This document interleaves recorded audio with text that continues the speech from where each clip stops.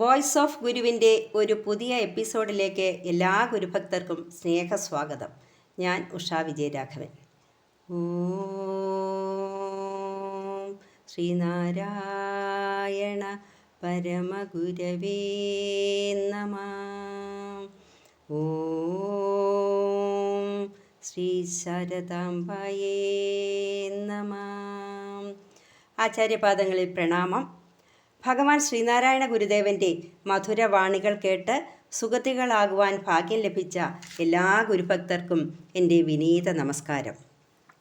പരബ്രഹ്മസ്വരൂപനായ ഭഗവാന്റെ അമൃതവാണികളെ ശ്രവിക്കുന്നതിലൂടെ, ആചരിക്കുന്നതിലൂടെ, പ്രചരിപ്പിക്കുന്നതിലൂടെ മനുഷ്യജന്മം പ്രകാശമാനമാക്കാനും ധന്യാത്മകമാക്കാനും എല്ലാവർക്കും കഴിയട്ടെ എന്ന് ആശംസിക്കുന്നു. ഗുരുദർശനത്തിന് കാലാതീതമായ മഹത്വമാണ് ഉള്ളത്.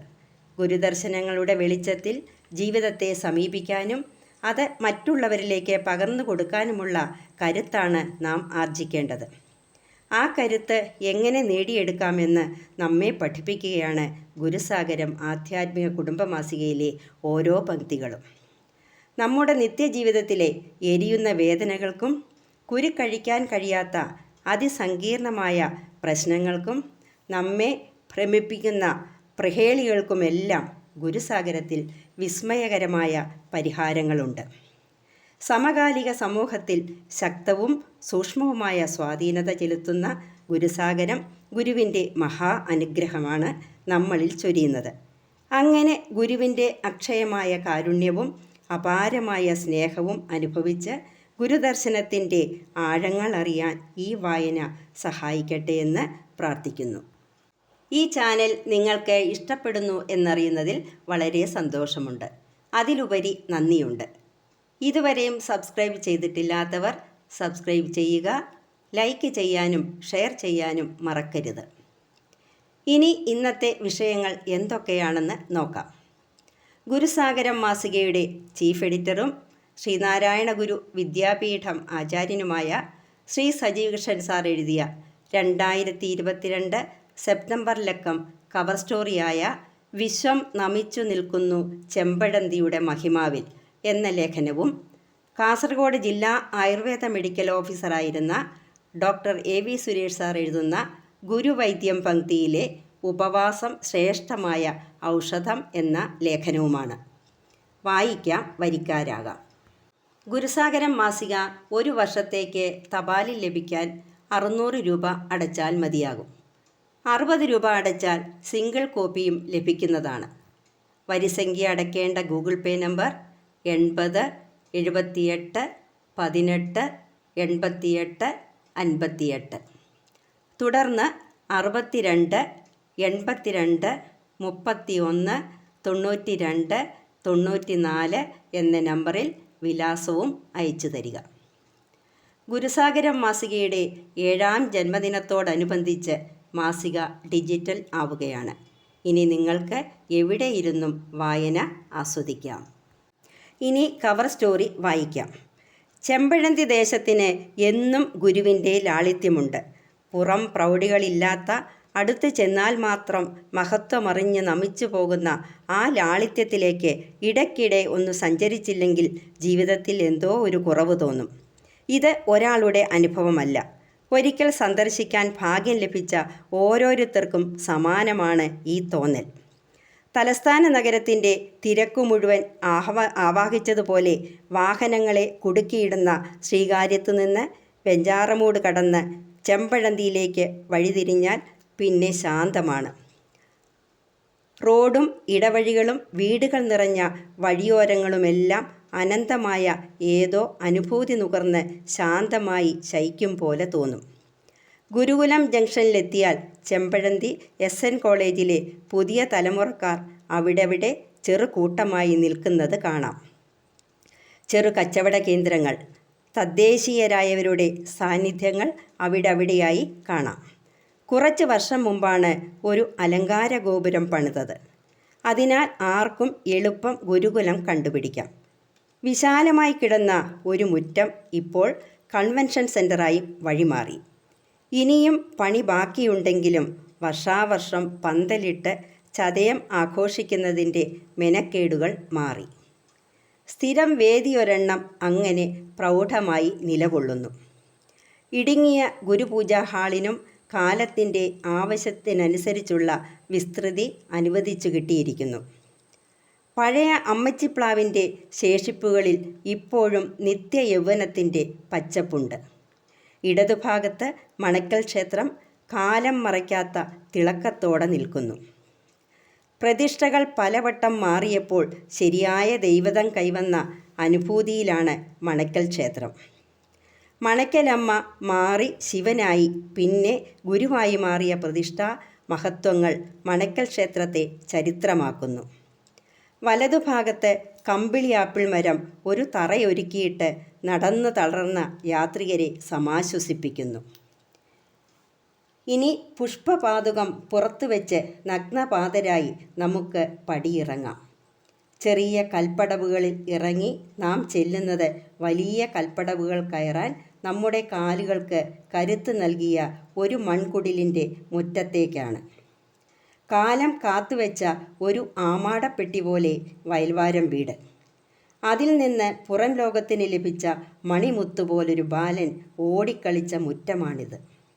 അമ്പാടിയിലെ ഗോപാലകർക്ക് കണ്ണിന് കുളിര് പെയ്യിച്ച കണ്ണൻ്റേതുപോലൊരു ബാല്യം കുട്ടി സുഹൃതികളുമായി ഇവിടെയും വാണിരുന്നു 167 വർഷം മുമ്പ്. 168ാം ജയന്തി ആഘോഷിക്കുന്നതിന് ഒരുങ്ങി നിൽക്കുന്ന അലങ്കാരങ്ങൾക്കിടയിൽ വയൽവാരത്തിൻ്റെ ചരിത്രം ജ്വലിക്കുന്നു. ഇവിടെ വന്നാൽ വയൽവാരം വീടിനെ സാഷ്ടാംഗം നമിക്കാതെ ഗുരുഭക്തർക്ക് നിലപ്പുറയ്ക്കില്ല.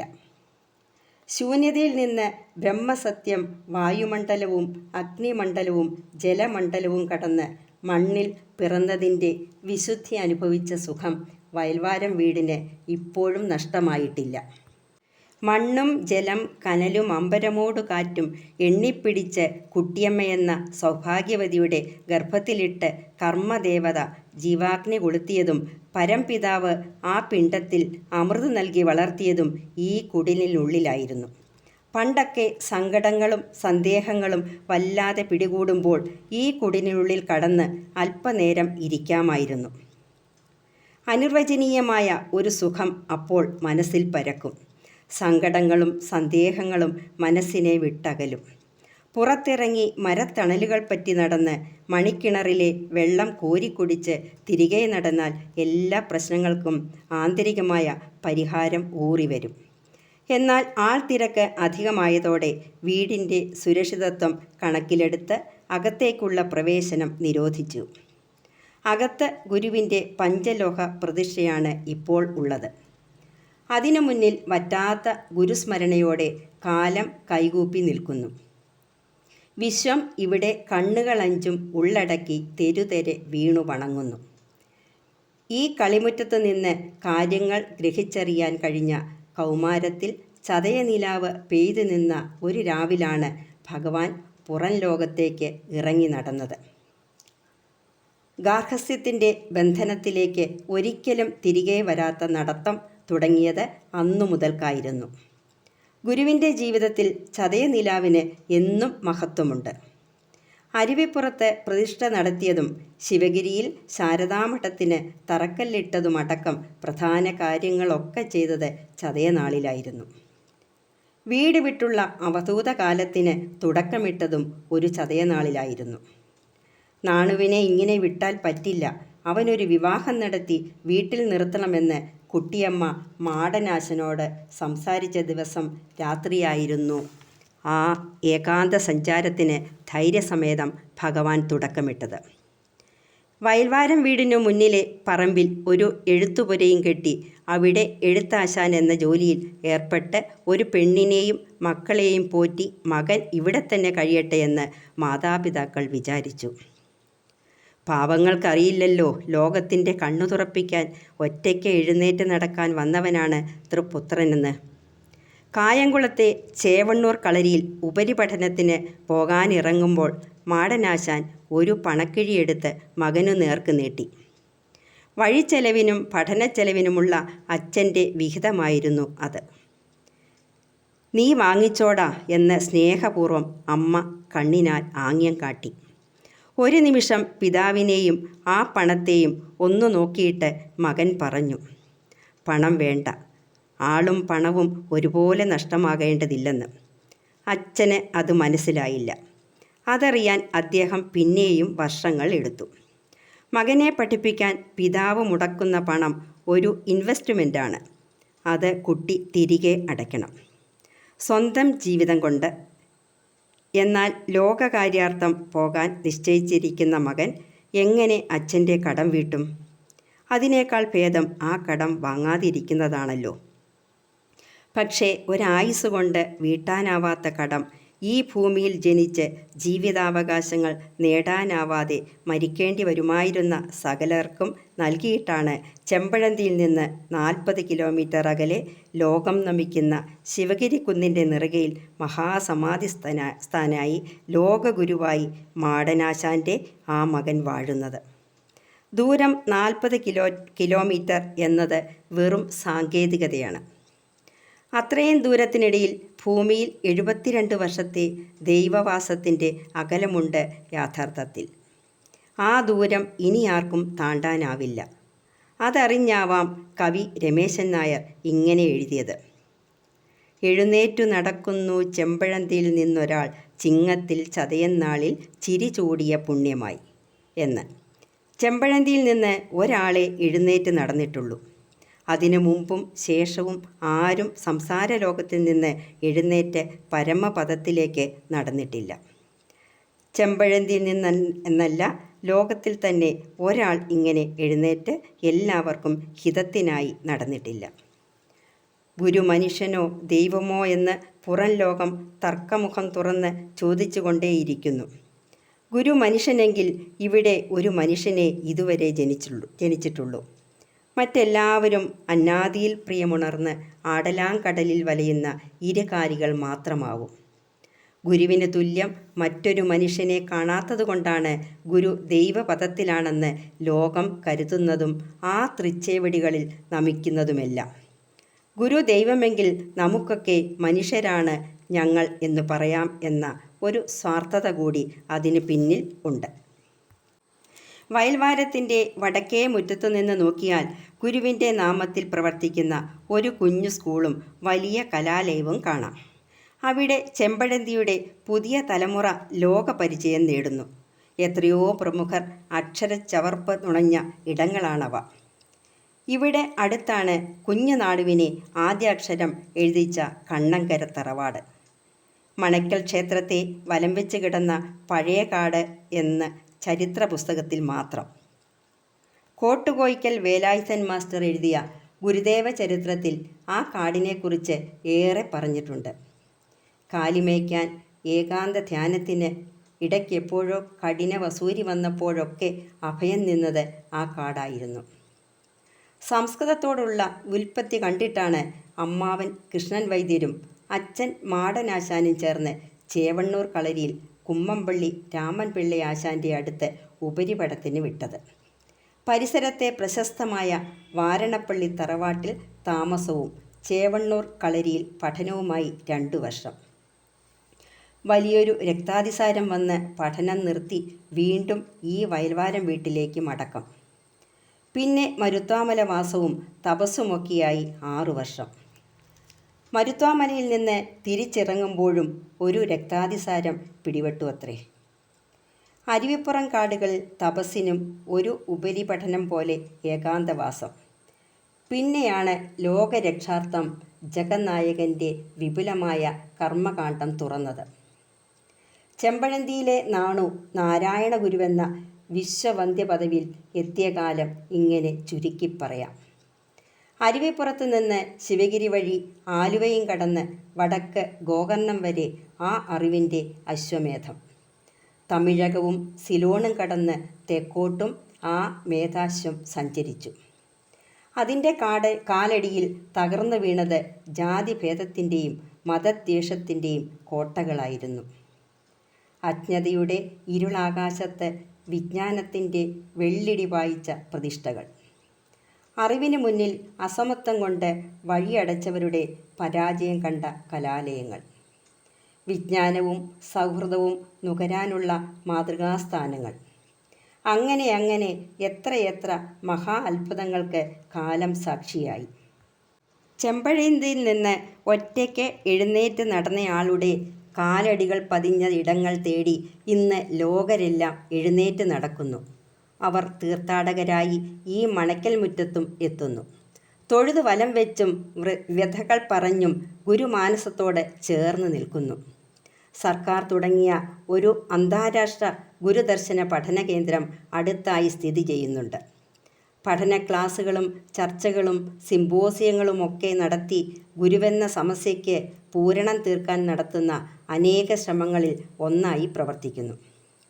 ചെമ്പഴന്തി അധികം ചരിത്രശേഷിപ്പുകളൊന്നും സൂക്ഷിക്കുന്നില്ല. സ്വയം ചരിത്രമായ ദേശത്തിന് പിന്നെ മറ്റെന്തെങ്കിലും പ്രത്യേകിച്ച് സൂക്ഷിക്കേണ്ടതില്ലാത്തത് കൊണ്ടാവാം. എങ്കിലും ഈ നാട് ഒട്ടേറെ നന്മകളുടെ വിളനിലമാണ്. നഗരത്തിൻ്റെ തിരക്കുകൾ ഒട്ടും ബാധിക്കാത്ത സമാധാനത്തിൻ്റെ ഇടം. കാലം ചെല്ലുന്തോറും ചെമ്പഴന്തി മഹിമ ഏറിക്കൊണ്ടിരിക്കുന്നതിനാൽ ലോകത്തിൻ്റെ വിവിധ ഭാഗങ്ങളിൽ നിന്ന് തീർത്ഥാടകർ എത്തുന്നുണ്ട്. കാലത്തെ ചലിപ്പിച്ച കുഞ്ഞു പാദങ്ങൾ ഓടിക്കളിച്ച പുണ്യഭൂമിയിൽ ഒന്നു പാദം പതിപ്പിക്കാൻ ആരാണ് ആഗ്രഹിക്കാത്തത്? ഇവിടെ കവർ സ്റ്റോറി പൂർണ്ണമാകുന്നു. അടുത്തത് ഗുരുവൈദ്യം പംക്തിയിലെ ഉപവാസം ശ്രേഷ്ഠമായ ഔഷധം എന്ന ലേഖനമാണ്. മലയാള മനോരമ ദിനപത്രം 20-ാം നൂറ്റാണ്ട് കണ്ട യുഗപുരുഷനായി ശ്രീനാരായണ ഗുരുദേവനെയായിരുന്നു തിരഞ്ഞെടുത്തത്.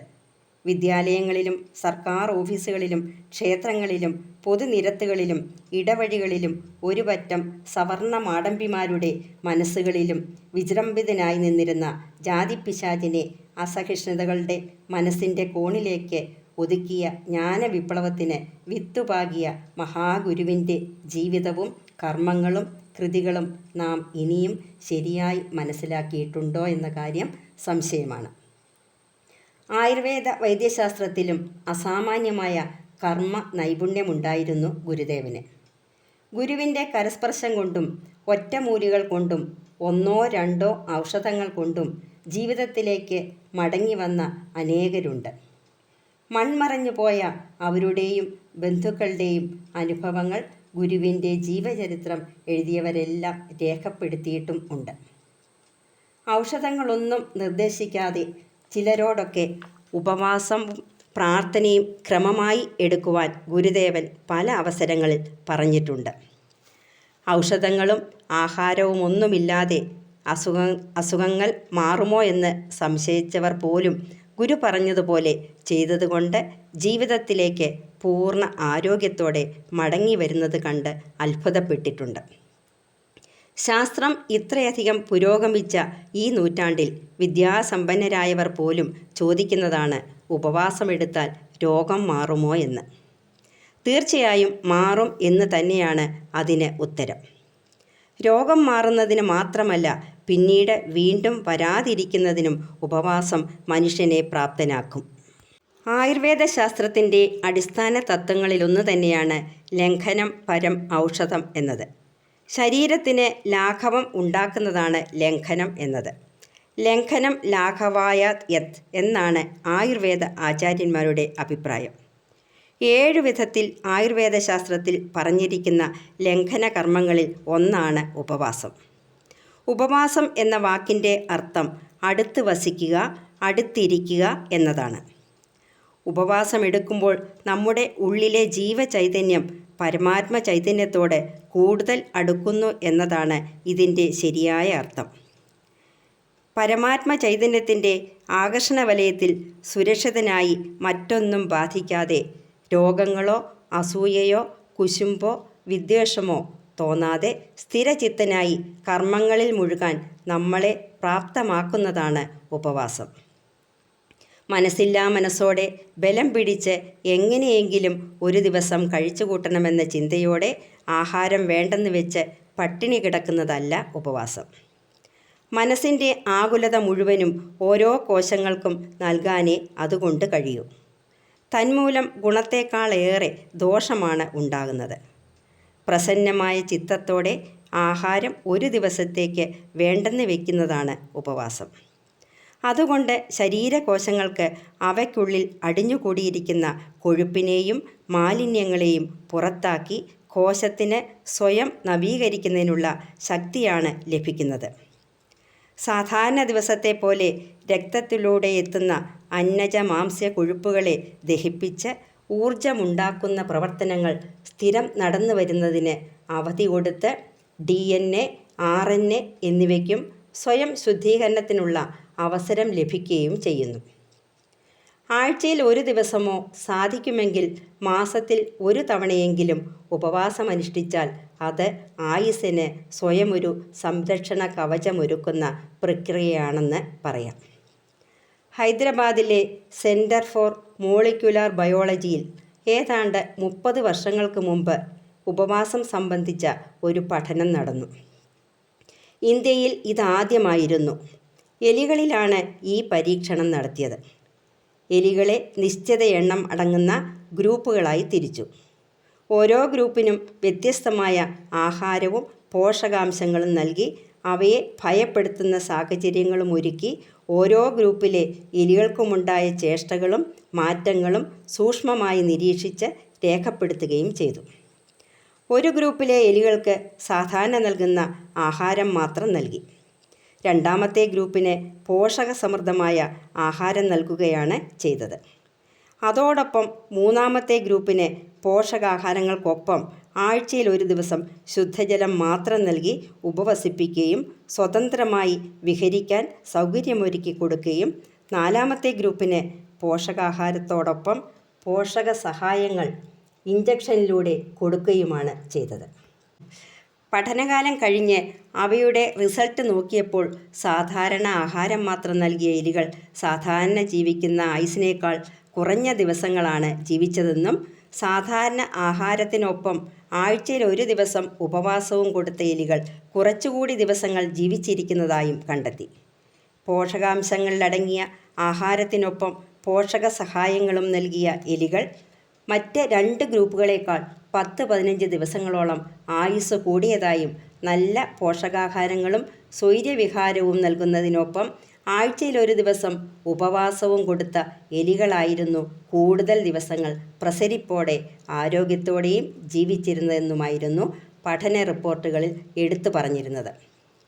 ഈ ഗ്രൂപ്പിന് പോഷക സഹായ ഇഞ്ചക്ഷനുകൾ പോലും നൽകിയിരുന്നില്ല. ഈ പഠനത്തിൽ നിന്ന് ഗവേഷകർ മനസ്സിലാക്കിയത് മതിയായ പോഷകാഹാരവും മാനസിക സന്തോഷവും ലഭിച്ചാൽ മാത്രം പോരാ എന്നും ശരിയായ ആയുസ്സ് ലഭിക്കുന്നതിന് ഇടയ്ക്കിടെ ശരീരാവയവങ്ങൾക്ക് പരിപൂർണ വിശ്രമവും ആവശ്യമാണെന്ന് മനസ്സിലായി. ഉറങ്ങുമ്പോൾ ലഭിക്കുന്ന വിശ്രമം മാത്രം മതിയാകില്ലെന്നും ഉണർന്നിരിക്കുമ്പോൾ ശരീരാവയവങ്ങൾക്ക് പൂർണ്ണ വിശ്രമം കിട്ടുന്ന സാഹചര്യം കൂടി വേണമെന്നുമാണ് ഈ പഠന നിഗമനങ്ങൾ തെളിയിക്കുന്നത്. അതുകൊണ്ട് തന്നെയാണ് ലംഘനം പരം ഔഷധം എന്ന് ആയുർവേദ ആചാര്യന്മാർ പറഞ്ഞു വച്ചിരിക്കുന്നത്. ശരീര മനസ്സുകൾക്ക് ലാഘവമുണ്ടാക്കുന്ന ഉപവാസം പോലുള്ള കർമ്മങ്ങൾ ഏറ്റവും ശ്രേഷ്ഠമായ അദ്രവ്യ ഔഷധങ്ങൾ തന്നെയാണ്. ഉപവാസമെടുക്കുമ്പോൾ ശരീരത്തിൽ എന്താണ് സംഭവിക്കുന്നതെന്ന് നോക്കാം. പൂർണ്ണ മനസ്സോടെ നിറഞ്ഞ സന്തോഷത്തോടെ ഉപവസിക്കുമ്പോൾ അന്നത്തെ പ്രവർത്തനങ്ങൾക്ക് വേണ്ടിവരുന്ന ഊർജാവശ്യത്തിനായി കോശങ്ങൾക്കുള്ളിലുള്ള കൊഴുപ്പിനെ വിഘടിപ്പിച്ച് ഊർജമാക്കി മാറ്റി ഉപയോഗിക്കുന്നതിനൊപ്പം കോശങ്ങൾക്കുള്ളിലെ മാലിന്യങ്ങളെ രക്തത്തിലേക്ക് പരിപൂർണമായി പുറന്തള്ളി കോശാന്തർഭാഗം ശുദ്ധിയാക്കി വയ്ക്കുകയും ചെയ്യുന്നു. പുതിയ കോശങ്ങൾ ഉണ്ടാക്കുന്നതിനുള്ള പ്രവർത്തനങ്ങൾ സാവധാനത്തിലാകുകയോ മരവിപ്പിക്കുകയോ ചെയ്യുന്നു. അതോടൊപ്പം കോശങ്ങൾക്കുള്ളിലെ വൈകല്യങ്ങൾ അവശേഷിക്കുന്നുണ്ടെങ്കിൽ അവയെല്ലാം പരിഹരിക്കുകയും ചെയ്യുന്നു. ഇതുമൂലം നിലവിലുള്ള കോശങ്ങളും മൃതപ്രായരായ കോശങ്ങളും കുറച്ച് സമയം കൂടിയോ കുറച്ച് ദിവസങ്ങൾ കൂടിയോ ജീവിച്ചിരിക്കുന്നു. വിശ്രമമില്ലാതെ നിരന്തരം ഉപയോഗിക്കപ്പെടുന്ന ഉപകരണങ്ങൾ പെട്ടെന്ന് കേടുപാടുകൾ വന്ന് ഉപയോഗശൂന്യമാകുന്നതും ആവശ്യത്തിനു മാത്രം ഉപയോഗിക്കുമ്പോൾ ദീർഘനാൾ പ്രവർത്തനക്ഷമത നിലനിർത്തുന്നതും പോലെ ഉപവാസ ദിവസം ഹൃദയ മാംസപേശികൾ അവയുടെ പ്രവർത്തനങ്ങൾക്കായി രക്തക്കുഴലുകളിൽ അടിഞ്ഞുകൂടിയിരിക്കുന്ന കൊഴുപ്പിനെ വിഘടിപ്പിച്ച് മാറ്റി ഊർജമാക്കി പ്രവർത്തനങ്ങൾക്കുപയോഗിക്കുമ്പോൾ ബ്ലോക്കുകൾ നിലവിലുള്ളത് അലിഞ്ഞു പോകുന്നു. കരളിലുള്ള കൊഴുപ്പ് ഉപയോഗിക്കുമ്പോൾ ഫാറ്റി ലിവർ സാധ്യത ഇല്ലാതാകുന്നു. നിരവധി ജീവിതശൈലീ രോഗങ്ങൾക്കുള്ള സാധ്യതയാണ് അകന്നു പോകുന്നത്. ആവശ്യത്തിൽ കൂടുതൽ ഊർജം കിട്ടുമ്പോഴാണ് ക്യാൻസർ കോശങ്ങൾ ദ്രുതഗതിയിലുള്ള വളർച്ചയിലേക്ക് നീങ്ങുന്നത്. ആവശ്യത്തിന് മാത്രം ഊർജം ലഭിക്കുമ്പോൾ സാധാരണ വളർച്ചയ്ക്കും ഊർജമില്ലാതാകുമ്പോൾ കോശ വളർച്ച മന്ദീഭവിക്കുകയോ മുരടിച്ച് നശിച്ചു പോവുകയോ ചെയ്യും. ശ്വാസകോശങ്ങളിൽ ഉപവാസ ദിവസം കൂടുതൽ അന്നജാംശം എത്താതിരിക്കുന്നതുകൊണ്ട് കൂടുതൽ കഫം ഉണ്ടാകുന്നതിനുള്ള സാഹചര്യം ഇല്ലാതാകുകയും ശ്വാസകോശങ്ങളിൽ കട്ടിയായിരിക്കുന്ന കഫം ഇളകിപ്പോകാൻ തുടങ്ങുകയും ചെയ്യും. ഉപവാസമെടുക്കുമ്പോൾ ശുദ്ധജലം ഇടയ്ക്കിടെ കുടിച്ചുകൊണ്ടിരുന്നാൽ രക്തത്തിൻ്റെ pH വാല്യൂ കുറഞ്ഞ് അസിഡിറ്റി കൂടിയത് മാറുകയും സഹജമായ ആൽക്കലൈൻ സ്വഭാവത്തിലേക്ക് എത്തുകയും ചെയ്യുന്നത് മൂലമാണ് കഫം ഇളകിപ്പോകാൻ തുടങ്ങുന്നത്. സോപ്പ് വെള്ളം ആൽക്കലൈൻ ആയതുകൊണ്ടാണ് വസ്ത്രങ്ങളിൽ ഒട്ടിയിരിക്കുന്ന കട്ടിയായ അഴുക്കുപോലും ഇളകിപ്പോകുന്നത്. സോപ്പ് ഉപയോഗിച്ച് കൈ കഴുകുമ്പോൾ അണുക്കൾ നശിച്ചു പോകുന്നതും ക്ഷാരഗുണം മൂലമാണ്. വെള്ളം കൂടെ കുടിക്കുന്നത് കൊണ്ട് കോശങ്ങൾ ശുദ്ധമായിരിക്കുകയും ചെയ്യും.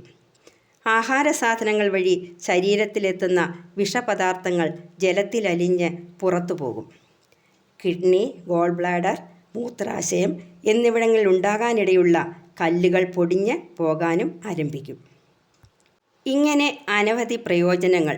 1-2 മാസം അടുപ്പിച്ച് മരുന്ന് കഴിച്ചാലുണ്ടാകുന്ന ഗുണങ്ങൾ ഒരു ദിവസം കൊണ്ട് തന്നെ കിട്ടുന്നതിനുള്ള സാധ്യതയാണ് ഉപവാസം മൂലം സംജാതമാകുന്നത്. ഉപവാസം എടുക്കുന്ന ദിവസം ശരീരത്തിന് ആഹാരത്തിൽ നിന്നും കിട്ടുന്ന ഊർജം മാത്രമല്ല ഇല്ലാതാകുന്നത്, മനസ്സിന് ലഭിക്കേണ്ട ഊർജവും ഇല്ലാതാകും. അതുകൊണ്ട് അനിയന്ത്രിതമായ ക്രോധം, കാമം, ഈർഷ്യ തുടങ്ങിയ വികാരങ്ങൾ നിയന്ത്രണാധീനമായി മനസ്സിന് നല്ല ശാന്തത അനുഭവിക്കാൻ കഴിയും. മനസ്സും ഇന്ദ്രിയങ്ങളും ആത്മാവുമെല്ലാം പ്രസന്നമാവുകയും ചെയ്യും. ഉപവാസത്തിനൊപ്പം ധ്യാനം, പ്രാർത്ഥന, ഭജന, സംഗീതം എന്നിവയിൽ മുഴുകാൻ കഴിയുമെങ്കിൽ അസാമാന്യമായ ശാന്തിയാണ് അനുഭവിക്കാൻ സാധിക്കുന്നത്. ഇത് കൃത്യമായി സ്ഥിരമായി പാലിക്കുവാൻ കഴിയുമെങ്കിൽ ഇന്ന് കാണുന്ന ജീവിതശൈലീ രോഗങ്ങൾക്കൊന്നും പിടികൊടുക്കാതെ പൂർണ്ണ ആരോഗ്യത്തോടെ ജീവിക്കാൻ കഴിയും. മാറി മാറി ആശുപത്രികൾ കയറിയിറങ്ങി ധനം മുഴുവൻ ഡോക്ടർമാർക്കും ആശുപത്രി മുതലാളിമാർക്കും നൽകി ഇഴഞ്ഞും വലിഞ്ഞും നിരങ്ങിയും സ്വയം ശപിച്ചും മറ്റുള്ളവരെ കുറ്റപ്പെടുത്തിയും ജീവിച്ചു തീർക്കുവാനുള്ളതല്ല ഈ ജീവിതം. ഗുരു നിർദ്ദേശിച്ചത് സുജീവനമാണ്. സുചര്യകളിലൂടെ മാത്രമേ സുജീവനത്തിൽ എത്താൻ കഴിയൂ. അതിന് കഠിന തപസ്സിലൊന്നും ഏർപ്പെടേണ്ടതില്ല. ഗുരുദേവൻ നിർദ്ദേശിച്ച ഉപവാസം പോലുള്ള ലഘുവായ കാര്യങ്ങൾ ശീലമാക്കിയാൽ മാത്രം മതി. സുചിന്തനങ്ങളിലൂടെ, സുപ്രവൃത്തികളിലൂടെയും സുശീലങ്ങളിലൂടെയും സുജീവനത്തിലെത്താൻ കഴിയും, തീർച്ച. ഇതിനു വേണ്ടി ഉള്ള പരിശ്രമങ്ങൾ പരാജയപ്പെടാം, എന്നാൽ ശ്രമിക്കാൻ പരാജയപ്പെടരുത്. എങ്ങനെ ഉപവാസമെടുക്കാം? കുളിച്ച് ശുദ്ധിയോടെ വേണം ഉപവാസ ദിനം ആരംഭിക്കേണ്ടത്. ഇടയ്ക്കിടെ കുറേശ്ശെ വെള്ളം കുടിച്ചുകൊണ്ട് വേണം ഉപവാസം തുടരേണ്ടത്. ഉറക്കമുണർന്നത് മുതൽ രാത്രി ഉറങ്ങാൻ കിടക്കുന്നത് വരെ ആഹാരം കഴിക്കരുത്. ശുദ്ധജലം മാത്രം കുടിക്കാം. പിറ്റേ ദിവസം രാവിലെ നാരങ്ങാനീരോ ഉപ്പിട്ട കഞ്ഞിവെള്ളമോ കഴിച്ച് ഉപവാസം അവസാനിപ്പിക്കാം. അത് കഴിഞ്ഞ് നല്ല വിശപ്പും വായ്ക്കു രുചിയും തോന്നിത്തുടങ്ങിയാൽ കഞ്ഞിയോ ചോറോ കഴിക്കാം. ഇത് മറ്റ് ആരോഗ്യ പ്രശ്നങ്ങൾ ഒന്നുമില്ലാത്തവർ ചെയ്യേണ്ട ഉപവാസ വിധിയാണ്. പ്രഷർ, പ്രമേഹം തുടങ്ങിയവ ഉള്ളവർ ഉപവാസമെടുക്കേണ്ടത് കരിക്കിൻ വെള്ളം ഇടയ്ക്കിടെ കുടിച്ചുകൊണ്ട് വേണം. മരുന്നുകൾ കഴിക്കുകയും അരുത്. കഫക്കെട്ട്, തുമ്മൽ, ആസ്മ പോലുള്ള പ്രശ്നങ്ങളുള്ളവർ ചെറിയ ചൂടുവെള്ളത്തിൽ ചെറുനാരങ്ങ നീര് ചേർത്ത് കഴിച്ചുകൊണ്ട് വേണം ഉപവാസം എടുക്കേണ്ടത്. കഫം നന്നായി ഇളകിപ്പോകും.